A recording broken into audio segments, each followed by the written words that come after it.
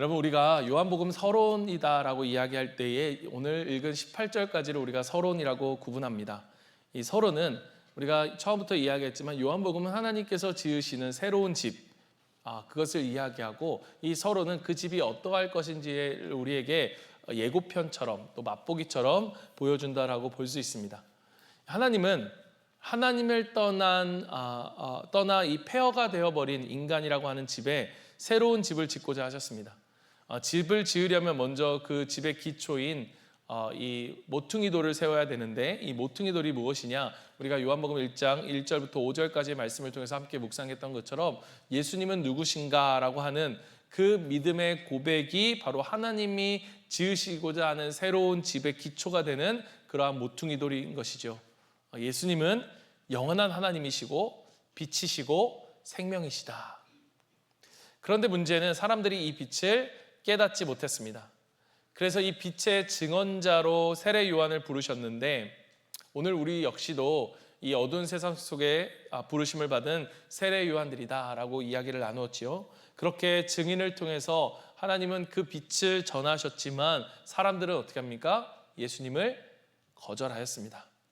그러나 주님이 영원전부터 무조건적인 사랑으로 택하신 사람들의 마음을 돌이키시고 그들은 주님을 영접했습니다.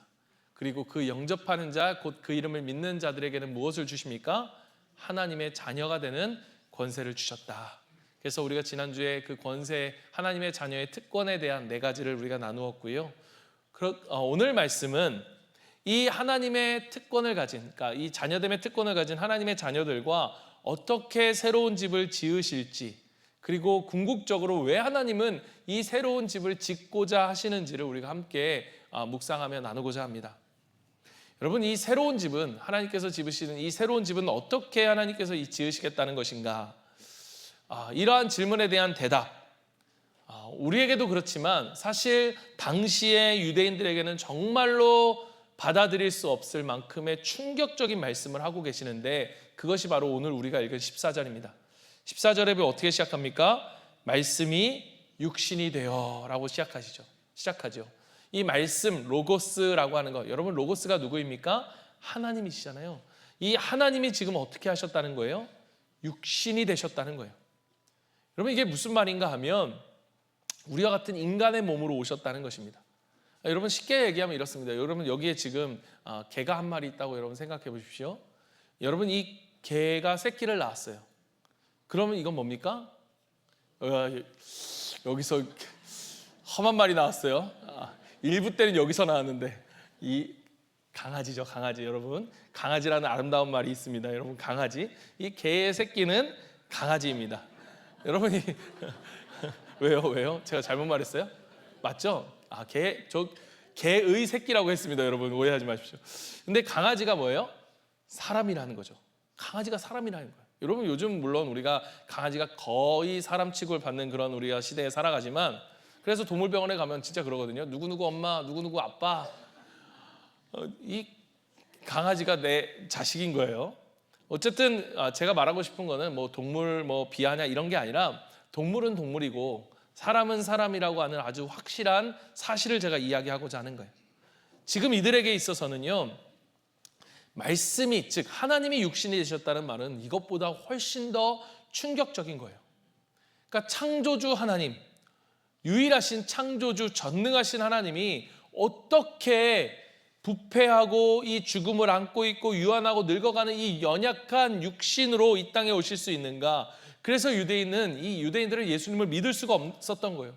예수님이 하는 말은 뭡니까? 신성모독인 거죠. 하나님을 모독하는 거. 그래서 하나님을 모독하는 자마다 어떻게 됩니까? 하나님의 저주를 받아야 되는 거예요. 신명기 21장 23절 말씀처럼 나무에 달린 자마다 하나님께 저주를 받았음이라. 그들이 예수님을 십자가에 못 박아야만 했던 이유가 바로 이것이었던 것입니다. 나무에 달림으로 인하여 하나님의 저주를 받았다는 것을 보여줘야 되는 거예요. 그렇다면 여러분, 한번 생각해 보십시오. 왜 하나님이 굳이 반드시 이 땅에 인간의 몸을 입고 오셔야만 했을까? 여러분, 히브리서 14장 15절 보십시오. 자녀들은 혈과 육계에 속하였음에 그도 또한 같은 모양으로 혈과 육을 함께 지니심은 죽음을 통하여 죽음의 세력을 잡은 자 곧 마귀를 멸하시며 또 죽기를 무서워하며 한평생 매어 종노릇하는 모든 자들을 놓아주려 하심이니. 여러분, 우리가 어떤가 거래를 할 때 우리가 등가 교환의 법칙이라고 이야기를 합니다. 뭐냐면 이 물건에 대한 이것에 대한 가치를 똑같이 교환하는 거예요. 돈도 예를 들어 100만 원이다. 그럼 이것도 100만 원에 대한 가치가 있어야 100만 원이라는 돈과 이 물건이 교환이 되는 거죠. 등가 교환의 법칙. 여러분, 하나님이 인간의 몸을 입고 십자가에 죽기까지 이 땅에 오셔야 하는 이유가 우리의 죄를 사하기 위한 것이었다면 이 등가 교환의 법칙으로 보면 그 정도의 가치가 있느냐. 그러니까 이 말은 뭐냐면 그 정도의 우리의 죄의 심각성에 대해서 우리는 어떻게 알고 있느냐라는 거예요. 여러분, 이사야 14장 7절에 보면 7장 14절에 보면 여러분 정말 중요한 한 가지 이야기하는, 우리가 잘 아는 말, 처녀가 잉태하여 아들을 낳을 것이니 무엇이라 하리라? 임마누엘이라 하리라. 이사야 선지자가 이 말씀을 하실 때 배경은 뭐냐면요, 당시에 남유다의 왕은 아하스 왕이었습니다. 이 아하스 왕이요 굉장히 힘든 상황에 처하게 되는데, 어떤 상황이냐, 당시에 남유다보다 북이스라엘이 조금 더 강했기 때문에 북이스라엘과 함께 당시의 강대국이었던 아람이 힘을 합쳐서 지금 아하스를 쳐들어온 거예요. 남유다를 쳐들어온 거예요. 그를 사방으로 둘러싸고 에워싸고 있는 그때에 여러분, 그의 심정이 어떻겠습니까? 절망적이었죠. 끝났구나, 우리는 끝났구나. 근데 하나님께서 이사야 선지자를 보내어서 어떻게 말씀하시느냐, 네가 구하면 내가 그대로 행하리라. 네가 그런데 구하여야 하리라. 구하라. 그럼 내가 모든 기도를 다 들어주겠다라고 말씀을 하세요. 여러분, 한번 생각해 보십시오. 여러분이 오늘 삶의 여러 가지 필요들, 또 질병들, 아픔들, 그래서 하나님 이걸 해결해 주셨으면 좋겠다라고 하는 기도 제목들을 가지고 여러분이 기도한다고 했을 때 하나님이 어느 날 여러분에게 나타나셔서 내가 그거 다 들어줄게, 네가 뭐든지 기도해라고 하면 여러분 기도하시겠습니까? 안 하시겠습니까? 하겠죠. 그런데요, 이 아하스가 했을까요? 안 했을까요? 안 한 거예요. 이 아하스가 굉장히 멋있는 말을 합니다. 뭐라고? 나는 구하지 않겠습니다. 왜냐? 하나님을 시험하지 않겠습니다. 여러분, 이 말이 하나님의 비수에 꽂혀버립니다. 하나님을 필요로 하지 않는 이스라엘 백성, 아니 내가 다 해준다고 해도 그것조차도 구하지 못하는 그 믿음 없는 이 아하스의 모습을 보면서 하나님을 애통해하세요. 그때 하나님께서 이사야 선지자를 통해 하신 말씀이 뭐냐? 이 말씀을 하신 거예요. 처녀가 아들을 낳을 것이니. 여러분, 처녀가 아들을 어떻게 낳습니까? 이 얘기는 무슨 말입니까? 인간의 방법으로는 방법이 없는 거예요. 우리의 죄를 해결할 방법, 이 절망적인 구하기만 하면, 하나님을 믿기만 하면 구원을 얻을 것이다. 그런데 뭐예요? 믿질 못하는 거예요. 우리가 나가서 한번 전도해 보십시오. 여러분, 예수를 믿으라고 여러분 VIP에게 말하면 믿습니까? 안 믿습니까? 믿기만 하면 구원을 받는데 그 믿음이 없어요. 믿지를 못하는 거예요. 그것조차 못하는 이 인간을 향해서 처녀가 아들을 낳을 것이다. 무슨 말입니까? 인간의 방법으로 안 되니 내 방법으로 하겠다는 거예요. 너의 상식을 뛰어넘는 방식으로 하겠다는 거예요. 그게 뭡니까? 아들을 낳을 것인데 뭐라고요? 예수를 하라. 임마누엘이라 하리라. 여러분, 우리의 죄의 심각함을 알겠습니까? 우리의 죄가 얼마나 심각했는지, 그래서 하나님의 아들이 인간의 몸을 입고 이 땅에 오실 수밖에 없는 그러한 심각함의 죄가 우리 가운데 있었다는 것이고요. 또 하나는 이 등가 교환의 법칙 가운데 우리 이 부분을 우리가 적용해 자면, 여러분, 인간의 죄가 있습니다. 인간의 죄, 우리의 죄가 있어요. 그런데 여러분이 심각한 죄를 저질러서 감옥에 가야 합니다. 그런데 그 사람이 제가요 심각한 죄를 저 감옥에 가야 되는데 제가 키우는 개가 한 마리가 있어요. 그래서 가서 얘기해요. 이거 내가 정말 사랑하는 개인데 이 개를, 내 죄를 대신해서 감옥에 가겠습니다. 여러분, 이게 말이 됩니까? 안 됩니까? 안 되겠죠. 그 사람의 죄는 그 죄에 합당한 사람이 져야 한다면 인간의 죄는 누가 감당해야 되는 거예요? 인간이 감당해요. 근데 문제는 이 죄가 있는 인간이 죄가 없는 사람이 죄가 있는 사람을 대신해서 죄를 져야 되는데, 죄를 대가를 치러야 되는데 죄가 없는 사람이 있다 없다? 없다는 거예요. 그래서 어떻게 하십니까? 하나님이 인간의 몸을 입고 오셔서, 죄 없는 인간의 몸으로, 온전한 인간으로 몸으로 입고 오셔서 우리의 죄를 대신 감당해 주신 것입니다.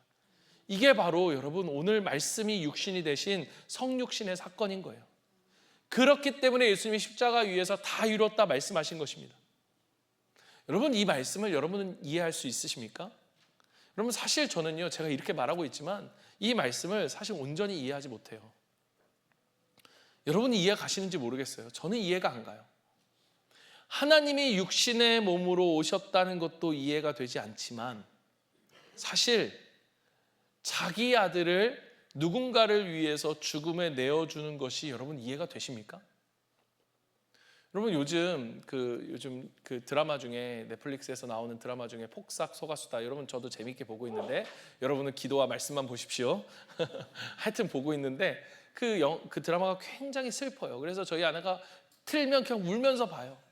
그런데 울면서 보는 그 장면 중에 하나가 뭐였냐면 아들이 죽은 거예요. 그 죽은 아들을 붙들고 우는 그 엄마의 마음을 여러분 어떻게 이해할 수 있습니까? 하물며 내 아들을 내가 죽음으로 몬다? 누군가를 위해서. 여러분 이게 이해가 되십니까? 여러분 저는요, 이게 이해가 돼서 믿는 게 아니에요. 사실 여러분 믿게 해주셨기 때문에 믿는 것입니다. 제가 할 수 있는 거는 여러분 이걸 여러분한테 이해시켜서 여러분이 믿게 하는 게 아니라 하나님이 여러분에게 영적인 눈을 띄워주셔서 이 말도 안 되는 정말 놀라운 사랑을 깨닫게 해주시기를 기도할 뿐인 거예요. 여러분 오늘 정말로 그동안 이 믿어지지 않았던, 이 사랑이 믿어지지 않았던 여러분 가운데 이 하나님의 사랑이 믿어지는 은혜가 저와 여러분 가운데 있기를 간절히 바랍니다. 그런데 여러분 이 예수님이 이렇게 육신이 되신 이유는요, 우리의 죄를 용서하기 위한 것도 있었지만 여러분 그것도 궁극적인 목적은 아니에요. 궁극적인 목적은 뭐냐? 여러분 14절에 보십시오. 말씀이 육신이 되어 어떻게 하십니까? 우리 가운데 거하심에. 여러분 이 거하다라는 말이 굉장히 중요한 말인데 스케노아라고 하는 이 헬라어인데 이 헬라어가 어떤 뜻이냐면 장막을 치다라는 뜻입니다. 여러분 이 말을 우리가 어떻게 이해해야 되냐면 출애굽기 40장에 보면 34절에 보면 이 25장부터 30장까지는 성막을 짓는 거거든요. 이 성막이 완성이 되고 그 성막 위에 그 구름이 회막 위에 어떻게 해요? 구름이 덮이매라고 하는 이 덮이매가 바로 이 스케노아라고 하는 단어로 번역되어지는 장막이라는 단어입니다. 그러니까 하나님의 임재가 지금 성막에 덮인 거예요. 하나님의 임재하셨을 때 쓰여졌던 그 단어. 그래서 이 말씀이 육신이 되었다라고 하는 이 성육신의 사건은 우리 가운데 무엇이냐? 하나님이 우리 가운데 장막을 치시기 위해, 즉 우리 가운데 거하시기 위한 것이다. 즉 예수님이 우리의 뭐가 되신 것입니까? 성전이 되신 거예요. 성막이 되신 거예요. 영접하는 자, 곧 그 이름을 믿는 자들, 이 자녀들과 하나님께서 새롭게 짓고자 하는 이 집은 무엇이냐? 한마디로 뭐라고요? 성전이라는 것입니다. 여러분 이 성막, 이 성전은 어떤 곳입니까? 하나님께서 성막을 세우신 이유가 뭡니까? 하나님이 그의 백성과 그 백성 가운데 어떻게 하시기 위해? 함께 거하시기 위해, 함께 사시기 위한 것이었습니다. 하나님이 거하시는 것, 하나님이 자기 백성과 만나는 그곳, 하나님의 계시가 나오는 그곳이 뭐예요? 성막이라는 거예요. 사랑하는 성도 여러분, 우리가 구원을 받았다, 영생을 받았다, 하나님의 자녀가 되었다라는 이 말을 요한의 말로 바꿔서 이야기한다면 우리가 예수님이 거하시는 성막이 되었다, 성전이 되었다는 것입니다. 그렇다면 여러분 우리가 받은 구원, 우리가 받은 영생은 무엇입니까? 하나님과 함께 사는 거예요. 하나님의 말씀이 나타나는 것이고 우리 가운데 예배와 순종이 있는 존재가 되는 거예요. 그것이 바로 하나님의 자녀, 늘 항상 하나님과 함께 사는 사람이 되는 것입니다. 그렇기에 여러분 구원과 영생은 바로 오늘 여기서 내 안에 계신 예수님과 그 성령님과 더불어 날마다 그 생명을 누리는 것입니다. 그래서 여러분 이스라엘 백성에게 이 성막은요 너무너무 중요한 거예요. 그래서 제가 말씀드렸잖아요. 출애굽기 25장부터 40장까지 이 성막에 짓는 이야기를 길게 기록하고 있는 이유가 바로 여기에 있어요. 여러분 19장에서 출애굽기 19장에서 이스라엘 백성들이 하나님과 언약을 맺습니다. 제가 이건 뭐하고 같다고 했어요? 결혼식과 같다고 했죠. 실제로 그 언약을 맺는 순서는 고대 근동의 결혼의 그 순서와 흡사하다는 게 학자들의 의견입니다. 그렇다면 여러분 그 이후에 짓는 이 성막은 무엇이겠습니까? 지금 결혼했으니까 뭐가 필요한 거예요? 집이 필요한 거죠. 신혼집인 거예요. 그러니까 하나님과 그의 백성이 함께 사는 신혼집이 되는 것입니다. 그 성막이요 다윗 시대로 오면요 이 솔로몬 시대로 오면 뭐가 되냐? 성전이 됩니다. 훨씬 더 크고 화려해집니다. 여러분, 그러나 여러분, 크고 화려한 것이 중요한 것은 아니죠. 여러분, 아무리 좋은 집에 살아도요, 그것이 둘의 관계를 보장해 주지는 않습니다. 여러분, 제가 제 삶에서도 돌이켜보면 지금도 저와 아내는 너무너무 잘 살고 행복합니다. 하지만 그러나 저희가 결혼해서 처음 살았던 그 5평이 안 되는 그 조그만 방에서 2년 동안 살았을 때 저희는 진짜 행복했어요. 아무것도 가진 것 없었어요. 딱 책상 하나, 장롱 하나, 그리고 침대 하나, 이게 전부였는데, 그런데 그때가 너무너무 그리울 정도로 서로 행복했던 시간이었어요. 여러분, 이 사람들이 착각을 합니다. 살림만 차리면, 집만 좋은 집 얻으면 행복한 관계가 영원히 지속될 거라고 생각하는 거죠. 그래서 성전을 멋있게 세웠지만 궁극적으로 문제는 뭐냐? 그들의 혼인 서약서, 그들이 앞으로 어떻게 살아갈 것인가라고 하는 이 율법을 내팽개쳐 버린 채 화려한 이중생활을 하기 시작한 것입니다. 그것을 적나라하게 보여주는 게 바로 호세아서예요. 호세아서에 보면 어떻게 합니까? 이 음란한 여인이 어떻게 합니까? 남편을 떠나, 하나님을 떠나 다른 남자에게로 갑니다. 여러분, 그 결과가 무엇입니까? 성전이 파괴된 거예요. 그러나 하나님은 그들을 포기하지 않습니다. 계속해서 선지자들을 보내셔서 버리던 성전을 다시 세우실 것이고 하나님의 영광이 성전에 다시 돌아올 것이다 라고 계속해서 약속해 주시죠. 그렇다면 여러분, 어떻게 하나님께서 이 자기 백성과 다시 이 신혼집을 꾸미시겠는가? 선지자들이 예언했던 성전의 회복은 어떻게 실현될 것인가? 여러분, 하나님이 어떻게 하셨습니까? 예수님을 보내신 거예요. 눈으로 보이는 건물이 아니라 예수님을 친히 보내셔서 그 예수님이 뭐가 되셨어요? 성전이 되시고 우리 안에 항상 함께 거하시기로 하신 것입니다. 여러분, 그렇다면 말씀이 육신이 되어 우리 안에 거하심으로 우리가 어떻게 되었는가? 여러분, 14절을 계속 보십시오. 14절 보면 말씀이 육신이 되어 우리 가운데 거하심에 어떻게 됩니까? 우리가 그의 영광을 보니, 우리가 드디어 어떻게 된 겁니까? 하나님의 영광을 보게 된 거예요. 여러분, 이 영광이라는 말은요, 오직 하나님께만 쓸 수 있는 말입니다. 구약에서의 성전은 뭐냐? 하나님의 영광이 거하시는 장소입니다. 그곳에서만 하나님의 백성은 하나님의 영광을 경험할 수 있었어요. 그러나 여러분, 그들이 경험한 그 하나님의 영광은 사실 온전한 영광은 아니었습니다. 영광의 그림자와 같은 거였어요. 여러분, 하나님 아까 말한 것처럼 이스라엘 백성과의 그 첫 신혼집이 완성되었을 때 구름이 회막 위에 덮였다, 그곳에 임재하셨다는 것을 보여주기 위해서 구름이 그 회막 성막을 덮지요. 이게 출애굽기 40장 34절. 그리고 솔로몬의 성전이 완성된 후에서도 그 봉헌할 때, 그 성전을 드릴 때에 그 구름이 가득하였다라고 이야기합니다. 그러니까 성전에 덮여진 구름은 그들에게 무엇을 위한 것이냐? 하나님의 영광을 직접 볼 수 없는 그들에게 지금 하나님이 여기에 계시다라고 하는 하나님의 임재, 그 영광을 보여주는 상징과 같은 거였어요. 그런데 그 예수님을 통해서 그 영광의 실체를 이제는 그들이 보게 된 거예요. 영광의 실체를 보게 된 거예요. 14절 보십시오. 우리가 그의 영광을 보니 그게 뭡니까? 아버지의 독생자의 영광이요. 여러분, 이게 얼마나 놀라운 일인가 하면, 여러분 18절을 보면 지금까지 하나님을 직접 본 사람이 있다 없다? 없다는 거예요. 그런데 아무도 보지 못했던 그 하나님의 영광을 하나님의 이름을 하나님을 영접한 자들, 그래서 하나님의 자녀된 자들이 이제는 예수님에게서 그 하나님의 영광을 보게 되는 것입니다. 요한은 이 영광을 아버지의 독생자의 영광이라고 이야기해요. 여기서 여러분, 독생자라는 말은 모노게라스라고 하는 말인데, 모노게네스라고 하는 이 헬라어는요, 이 외아들이라고 하는 의미보다는 사실 가장 사랑받는 유일한 자라고 해석하는 것이 정확합니다. 그러니까 아들의 개념이 없고 가장 사랑받는 유일한 자. 그래서 여러분, 히브리서 11장 17절에 이 이삭을 표현할 때 이 모노게네스라는 말을 쓰는 것은, 여러분, 이삭이 외아들은 아니잖아요. 그렇잖아요. 그래서 그럼에도 불구하고 가장 사랑받는 자, 하나님의 약속받은 아들이라고 하는 그 의미로서 이 모노게나스라는 말을 쓰고 있는 거예요. 그러니까 요한은 이 모노게나스라는 이 말을 통해서 예수님이 하나님과 얼마나 친밀한 관계를 맺고 있는지, 하나님이 얼마나 사랑하시는, 하나님의 사랑을 받는 유일한 자임을 말하고 싶었던 것입니다. 그 하나님의 사랑하신 유일한 자인 그 예수님의 말씀과 사역을 통해서 나타내신 영광을 요한은 이렇게 말합니다. 그 하나님의 영광을 뭐라고 이야기하느냐? 은혜와 진리가 어떻게 해요? 충만하다. 은혜와 진리가 충만하더라. 하나님이 나타내신 그 하나님 영광은 뭐였냐? 은혜와 진리였습니다.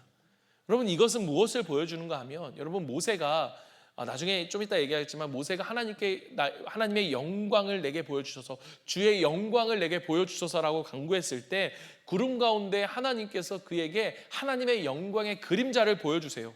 그 영광의 그림자를 보여주시면서 하나님께서 뭐라고 말씀하시느냐? 출애굽기 34장 6절에 보면 여호와께서 그의 앞으로 지나시며 선포하시되 여호와라 여호와라 자비롭고 은혜롭고 노하기를 더디하고 인자와 진실이 많은 하나님이라. 바로 여기서의 말하는 이 인자와 진실이 뭐냐? 요한이 보았던 은혜와 진리인 거예요. 그러니까 지금 모세에게 보여주셨던 그 하나님의 영광의 그림자의 실체를 누가 본 것입니까? 요한이 본 거예요. 여러분, 여기서 저는 여러분에게 정말 오늘 말씀 가운데 가장 중요한 근본적인 질문을 한 가지 우리가 던지고자 해요. 그게 뭐냐? 여러분은 하나님의 영광을 보고 싶으십니까? 여러분 정말로 하나님의 영광을 보고 싶으십니까? 왜 그토록 모세는 하나님의 영광을 보고 싶었을까? 제가 왜 이 얘기를 하느냐? 여러분, 지금 이스라엘 백성이 애굽에서 나온 후에 하나님과 언약을 맺었다고 했잖아요. 그 언약이 결혼식과 같은 것이고, 그 출애굽기 19장에서 하나님과 결혼을 한 후에 어떠한 일이 있어집니까? 여러분, 정말 가끔 TV에서 이혼 그 변호사들이 나와서 이혼에서 어떤 질문하더라고. 가장 어이없었던 그 이혼 그 경우가 어떤 때가 있었습니까? 이제 결혼식 날 그 결혼 신부 대기실에 있는데 어떤 여자가 와서 쪽지를 주더래요. 당신 남편이 어제까지 나와 함께 있었습니다. 어젯밤까지. 그게 가장 기가 막힌 이혼 사유였대요. 그런데 여러분, 그 일이 지금 일어나고 있는 거예요. 하나님과 결혼을 했어요. 그런데 그 다음 어떤 일이 일어나느냐? 그 결혼해서 우리가 어떻게 살아가야 됩니까? 결혼 지침서 같은 거를 이제 받기 위해 모세가 시내산에 올라간 거예요. 그게 율법이잖아요. 하나님과 어떻게 결혼 생활을 잘 할 것인가. 그런데 이 모세가 생각했던 시간보다 조금 늦게 내려왔던 것 같아요. 그런데 그 모세가 내려오는 것이 늦어지자 어떻게 합니까? 그들이 불안했던 거예요. 그런 불안한 마음에서 그들이 그 불안함을 이기지 못해 한 것이 무엇이냐? 금송아지를 만들어서 이게 우리를 애굽에서 구원해낸 하나님이다. 마치 결혼식 날 다른 남자를 만난 것과 같은 거예요. 결혼식 끝나고 그날 저녁에 다른 여자를 만난 것과 같은 거예요. 여러분, 말도 안 되는 거 아닙니까? 하나님이 어떻게 하셨겠습니까? 하나님 너무너무 속상하셨죠. 내가 이 백성들을, 이 사람들을 진멸하겠다. 그때요, 모세가 하나님 앞에 엎드려져서 이렇게 기도합니다. 출애굽기 32장 32절에 보면 그러나 이제 그들의 죄를 사하시옵소서. 그렇지 아니하시오면 원하건대 주께서 기록하신 책에서 내 이름을 지워버려 주옵소서. 여러분, 누가 이렇게 기도할 수 있겠습니까? 그 생명책의 이름에서 나를 지워달라는 거예요. 이 백성을 구원해 주시든지 아니면 내 이름도 지워버리시든지 하나님 용서해 주십시오. 하나님 살려주십시오. 그 눈물로 기도하는 모세의 기도를 하나님 들으시고 마음을 돌이키시며 그들을 용서하십니다. 그러나 하나님 뭐라고 말씀하시느냐? 나는 그들과 함께 올라가지 않겠다. 가나안 땅에 들어가지 않겠다라고 말씀하세요. 내가 너희들에게 약속을 했으니 내가 줄게. 그 약속 너희들을 줄 테니 너희는 가라. 그런데 나는 너희와 함께하지 않을 것이다. 그때 모세가 뭐라고 얘기하느냐? 하나님, 우리와 함께 가시지 않는다면 하나님과 우리 올라가지 않겠습니다. 여러분, 지금 거기가 어디냐? 광야입니다. 여러분, 광야 가보신지 모르겠지만 저도 안 가봤는데 가봤다 온 제가 15년 전에 전도사일 때 그때 우리 함께 사역했던 전도사님이 굉장히 성자와 같은 분이었어요. 내가 봐도 이런 전도사님은 진짜 예수님 같다, 이런 분. 근데 그분이 설교하시면서 이 얘기를 하시더라고요. 자기가 성지순례 갔는데 그 버스를 타고 갔는데 그 버스 운전기사가 자기들을 내려놓고 훅 가면서 1시간 뒤에 올게요 이렇게 얘기를 하더래요. 그런데 그 1시간이 아니라 그 광야에서 10분이 지났는데 자기 입에서 욕이 나오기 시작하더래요. 너무 덥고 진짜 죽을 것 같은 그런데 지금 모세가 뭐라고 하냐? 여러분, 가나안 땅에 내가 너희들하고 함께 가진 않을 텐데, 그런데 내가 너 원하는 거 들어줄게. 너 아픈 거 고쳐줄게. 너 필요한 거 취업 내가 해줄게. 너 뭐 이런 거 다 해줄게. 근데 난 너와 함께 하지 않을 거야. 여러분 어떻게 하시겠습니까? 그런데 모세가 뭐라고 합니까? 여기에 있을지언정 하나님, 내가 하나님 함께 하시면 나는 거기 가지 않겠습니다. 그 절망의 때, 정말 그 말도 안 되는 일이 벌어지고 있는 그 절망의 때에 모세가 하나님 앞에 그 많은 것들을 구할 수 있었음에도 불구하고 그가 하나님께 기도하고 간구한 것이 뭐였냐? 그게 바로 출애굽기 33장 18절. 무엇이냐? 모세가 이르되 원하건대 주의 영광을 내게 보이소서. 여러분, 그 절망의 때에 그는 다른 것이 아닌 바로 하나님의 영광을 구했습니다.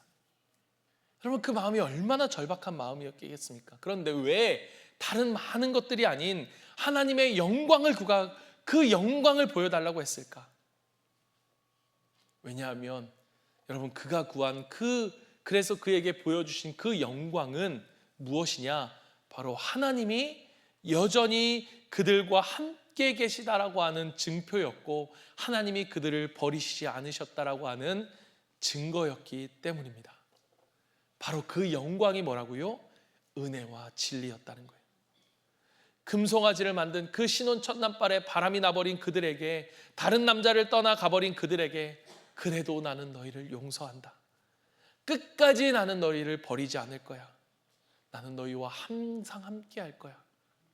그 인자하심과 그 진실하심이 지금 요한이 보았던 하나님의 영광, 은혜와 진리인 거예요. 여러분, 제가 이 말씀이 제게 참 깊이 다가왔던, 진짜 실제적으로 다가왔던 때가 있었습니다. 제가 이 얘기하면 우리 아내가 하지 말라고 자꾸 그러는데, 왜냐하면 우리 성도들이 걱정한다고. 근데 여러분, 지금 제가 되게 건강하잖아요. 지금 건강합니다. 여러분, 진짜 건강해요. 근데 제가 아팠던 때가 있었다는 거 여러분 아시잖아요. 제가 싱가포르에서 정말로 아파서 진짜 이럴 죽는 거구나라고 하는 그때에, 이제 제가 이틀 동안 집중 치료실에서 중환자실에 있다가 일반 병실로 원 3일째 되는 날이었습니다. 그때에 정말 힘들었어요. 너무너무 힘들었는데, 몸이 아프고 통증 이런 거 다 힘들었지만 사실 그거보다 더 힘든 거는 외로움이었습니다. 계속 제 안에 이런 질문만 던져지는 거예요. 하나님 진짜 계십니까?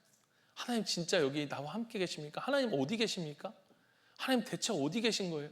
하나님 뭐 하시는 거예요? 하나님이 없는 것 같은 그 철저한 단절됨 속에서 오는 그 외로움이 제겐 가장 힘든 거였어요.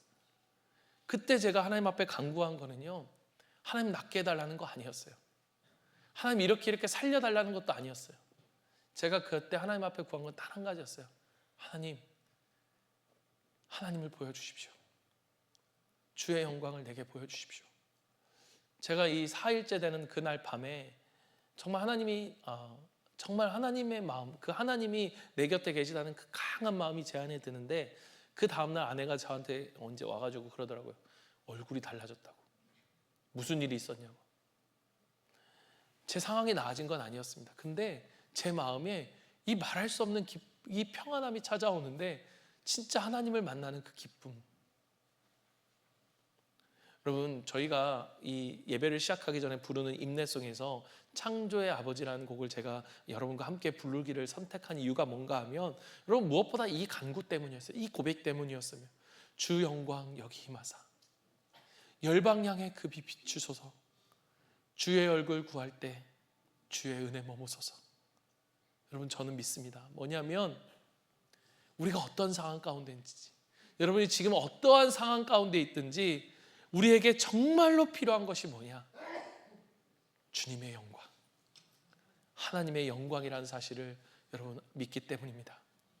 사랑하는 여러분, 이 요한이 처음 이 요한복음의 독자들에게 이 요한복음을 썼을 때 당시 교인들은 말할 수 없는 어려움 속에 있었어요. 예수를 믿는다는 것 때문에 말할 수 없는 핍박과, 또 그래서 많은 사람들이 신앙을 버리고 교회를 떠나는 그때에 그들에게 진짜로 필요했던 것, 무엇보다 필요했던 것이 무엇이었느냐?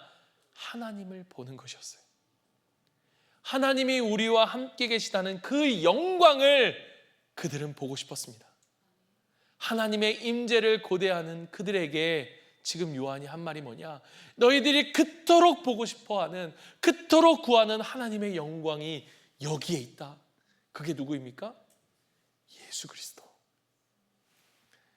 사랑하는 성도 여러분, 제 마음속에 하루하루 살아가는 것이 참 버거운 우리 청년들과 또 여러 가지 아픔과 어려움 속에 있는 우리 성도들 가운데 정말로 그런 힘겨운 삶을 살아가는 사람들에게 왜 이런 나에게 어려움이 있습니까? 목사님 왜 이렇습니까?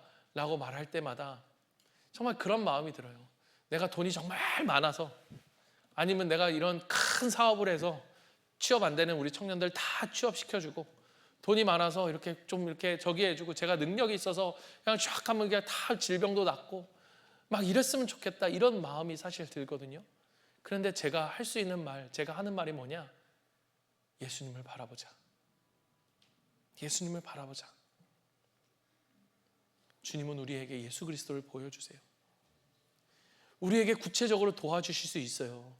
우리가 구체적으로 도움의 손길을 구하는, 하나님 앞에 기도하는 것도 전 충분히 이해가 돼요. 그러나 하나님 그렇게 하실 수도 있지만, 그렇게 하신다 해도 그렇게 하심을 통해서 우리에게 궁극적으로 하나님이 우리에게 정말로 보여주시고 싶은 것은 무엇인가? 바로 예수 그리스도입니다. 물이 포도주로 변하는 그 장면도, 우리가 오병이어의 기적도 여러분 우리가 우리의 삶에서 경험하고 싶지만, 그러나 이 모든 기적은 단지 그 독생자의 영광의 표적일 뿐이라고 성경은 이야기하고 있습니다. 왜 예수님입니까? 그가 은혜와 진리이기 때문입니다.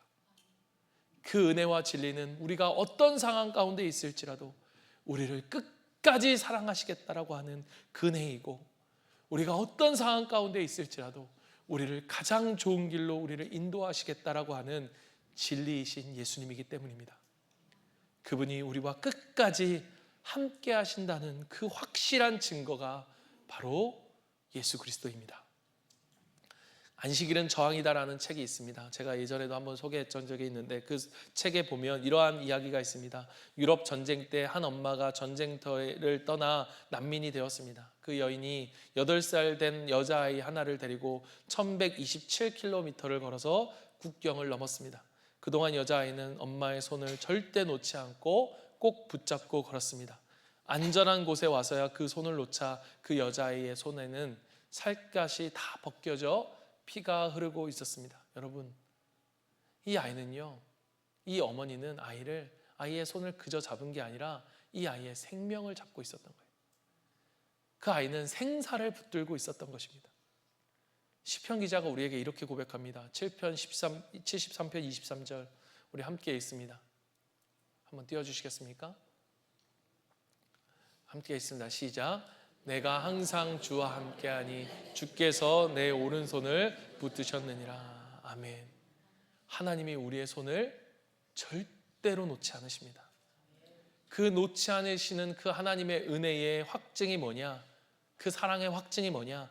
은혜와 진리이신 예수 그리스도입니다. 주의 영광을 우리에게 비추소서. 사랑하는 성도 여러분, 예수님을 바라보십시오. 예수님만을 바라보십시오 라는 이 말이 여러분에게 상투적인 말로 들릴지 모르겠지만, 여러분, 모세는 그 하나님의 영광을 보고 그 절망의 자리에서 다시 일어설 수 있었습니다. 사랑하는 성도 여러분, 저는 예수님을 바라보자라는 이 말, 그 은혜와 진리이신 예수님이 여러분을 일으키실 거라고 믿습니다. 그래서 저는 저와 그리고 우리 모두가 이렇게 기도하길 바라요. 주님, 주의 영광을 내게 보이소서. 사랑하는 성도 여러분, 예수님을 바라보십시오. 말씀을 마무리합니다. 요한복음 1장 18절 보십시오. 본래 하나님을 본 사람이 없으되 아버지의 품속에 있는 독생하신 하나님이 나타내셨느니라. 요한은 왜 우리 예수님을 통해 우리가 하나님을 볼 수 있는지를 이 단어를 통해 설명해 주는데, 아버지 품속에 독생하신 하나님이 예수님과 얼마나 친밀한 관계를 맺고 있었는지를 아버지의 품속에 계셨다라는 말로 표현합니다. 오늘 하나님께서 우리에게 하나님 자신을 보여주시기 위해 이 인간의 몸을 입고 오신 그 이유가 뭐냐? 그리고 이 생명을 주시기 위해 십자가에 죽기까지 순종하실 수 있었던 그 이유가 뭐냐? 바로 그분이 하나님 품 안에 계신 분이기 때문이에요.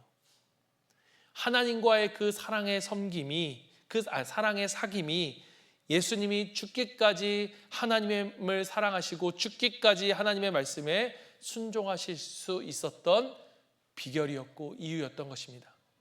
여러분, 오늘 우리에게도 마찬가지입니다. 하나님과의 이 친밀한 사귐이 없는 열정과 헌신은 자칫 우리에게 있어서 사람들에게 찬사와 상을 받으려는 율법주의적인 위선으로 전략할 수 있다는 거예요. 하나님과의 사귐, 그 사랑의 사귐만이 우리로 하여금 진실한 순종을 가져올 수 있음을 오늘 예수님은 우리에게 가르쳐 주십니다. 나타내셨느니라 라고 하는 이 말은요, 이 석의라는 말이 여기서 나오는데, 이 석의는 우리가 뭐뭐를 주석하다, 뭐뭐를 해석하다라는 말이 바로 여기 나타내셨다라는 말입니다. 뭐냐면 예수님이 하나님을 어떻게 하셨다는 거예요? 해석하셨다는 거예요. 해설하시 주셨다는 거예요. 곧 보이지 않는 하나님에 대한 해설이 누구라는 거예요? 예수님이라는 거예요. 여러분, 우리가 성육신의 신비도 너무너무 놀랍습니다. 그런데 여러분, 사실 우리가 더 놀라야 하는 그 사실은 뭐냐? 바로 우리입니다. 예수님께서 깨어지기 쉬운 질그릇 같은 우리의 인생 가운데 하나님의 영광을 주셨다는 거예요. 그 질그릇 같은 우리의 안에 그 예수 그리스도 하나님의 영광이 머무신다는 것입니다. 그래서 우리가 무엇입니까? 그래서 우리가 성전인 거예요. 나타내라, 나타내셨느니라. 우리에게 나타내라 말씀하시는 것은 우리에게 그 놀라운 영광을 주시고 그 은혜와 사랑을 베풀어 주시고 그 품 안에서 보배이신 예수 그리스도의 복음을 따라 우리에게 성전으로 살아가라 라고 하는 이 명령인 것입니다. 왜냐? 이 시대가 예수님을 볼 수 없으니까. 예수님을 볼 수 없는 이 세상 속에 우리가 보이지 않는 예수님을 해석해 주는 자들이 되어야 하기 때문인 것입니다. 예수님이 하나님의 해설이라면 우리는, 여러분은 보이지 않는 예수님의 해설이 되어야 하는 것입니다. 여러분, 아무도 하나님을 본 사람은 없습니다. 그렇다면 우리 안에 이 예수님을 어떻게 드러낼 것인가, 보여질 것인가, 나타낼 것인가? 요한일서 4장 12절 말씀으로 마칩니다. 같이 읽습니다. 시작.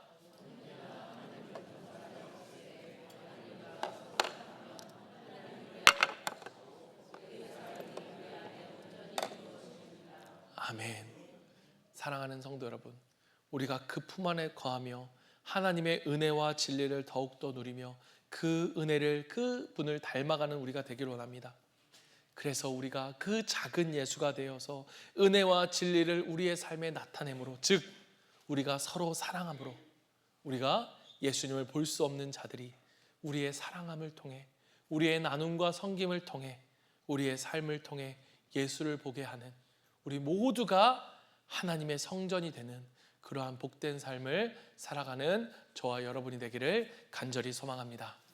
우리 오늘 이 마음의 결단을 가지고요, 우리가 이 세상 가운데 하나님의 성전으로 살아가겠습니다. 주님의 움직이는 교회로 살아가겠습니다. 이 말할 수 없는 주님의 영광을 본 자들이 이제는 그 하나님의 영광을 나타내는 자들로 살아갈 수 있는 저와 여러분의 결단이 되었으면 좋겠고요. 그렇게 결단하시고자 하시는 분들은 찬양할 때 앞으로 나오셔서 이 헌신단에 나와 기도하시면 제가 기도하겠고요. 우리 같이 기도하고 찬양하는 시간 같습니다. 우리 함께 찬양하겠습니다.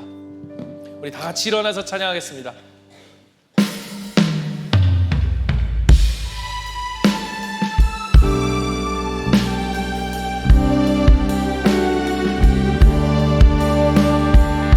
하나님의 영광을 품은 하나님의 교회입니다.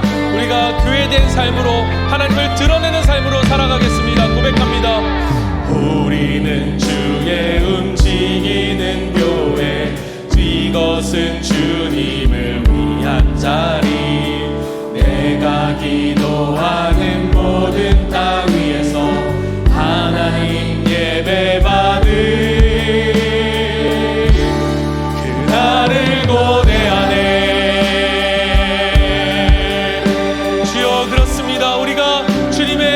거룩한 성전입니다.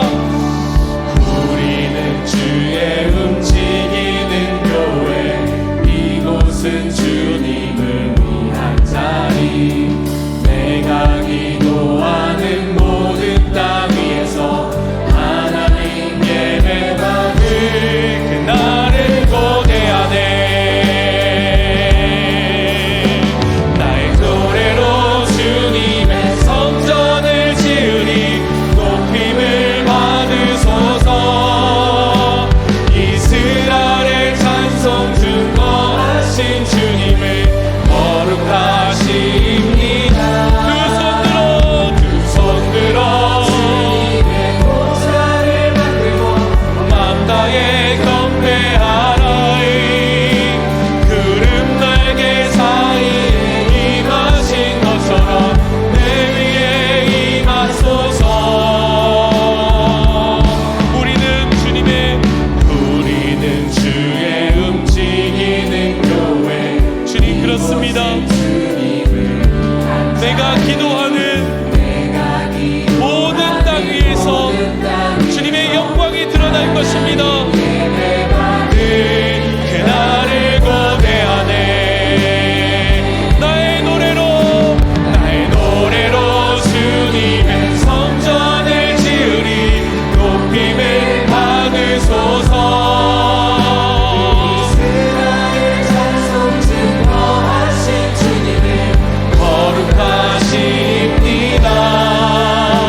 두 손 들어 주님의 보좌를 만들고 맘 다해 경배하리. 구름 날개 사이에 임하신 것처럼 내 위에 임하소서. 하나님, 우리가 이곳에 섰으니 땅을 치유하소서. 하나님, 우리가 어디에 있든지 주를 높이리다. 열방들아 주님을 송축할지어다. 그 발 아래 입 맞추라. 영원한 통치자 주 예수 그리스도, 그는 열방들아 주님을 송축할지어다. 입 맞추라.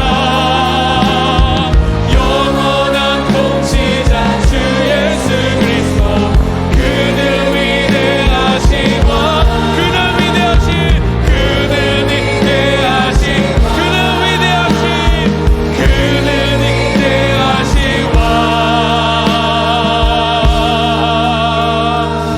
같이 한번 기도하며 나아가길 원합니다.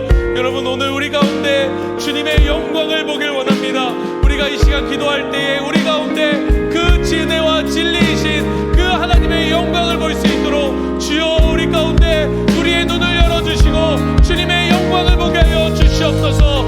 예수 그리스도를 바라보게 하여 주시고 그 예수 그리스도가 우리 안에 계신 그 하나님의 영광을 나타내어 살아가는 우리의 삶이 되도록 우리가 서 있는 그곳이 하나님의 영광이 드러나는 곳이 되어질 수 있도록 우리를 사용하여 주시옵소서. 우리 시간 같이 한번 주님 앞에 기도하며 나아갑니다. 기도하겠습니다. 오 하나님, 주님 그렇습니다. 오 하나님 아버지, 주의 영광 우리 가운데 비추어 주시옵소서. 하나님 아버지,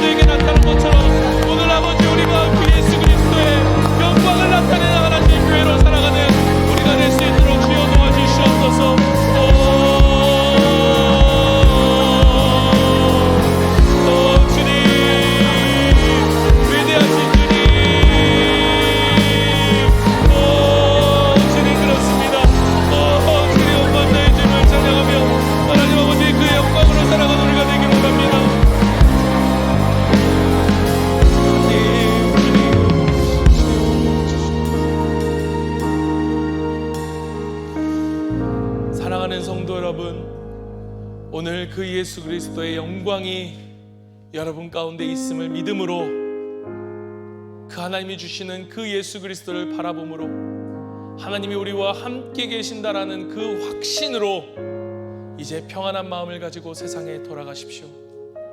선한 일에 용기를 가지시며 악을 악으로 갚지 마십시오.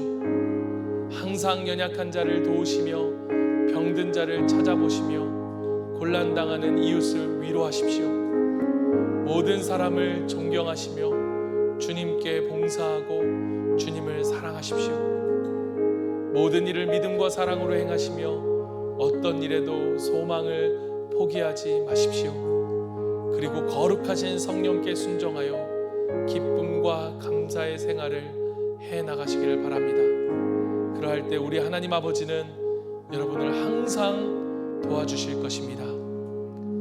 이제는 우리 주 예수 그리스도의 은혜와 하나님의 크신 사랑과 성령님의 함께 하심이 오늘 그 하나님의 영광으로 말씀이 육신이 되어 오신 예수 그리스도를 바라보기를 간절히 바라며 하나님의 영광을 구하며 나아가는 주님의 자녀들의 머리머리가 그들의 삶 가운데, 그리고 또한 이제는 우리가 그 영광을 나타내는 하나님의 교회로 살아가기를 간절히 소망하는 모든 사람들의 마음 가운데 이제부터 영토록 항상 함께 있을지어다.